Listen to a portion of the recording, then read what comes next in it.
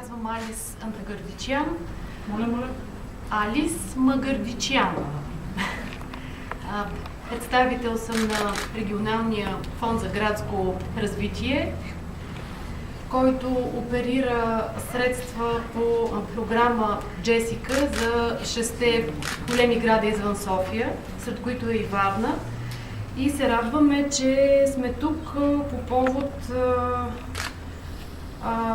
втория подписан договор между община Варна и фонда. Проект, който отдавна чакаме.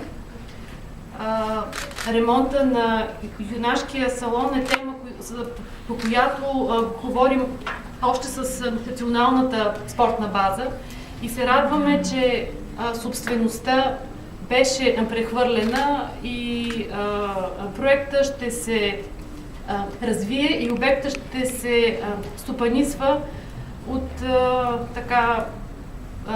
обществеността на Варна. Да припомня, първият ни обект е паркинга на булевард Приморски. Много се надявам скоро да има и скоро и втори паркинг и съответно и трети договор. Благодаря ви.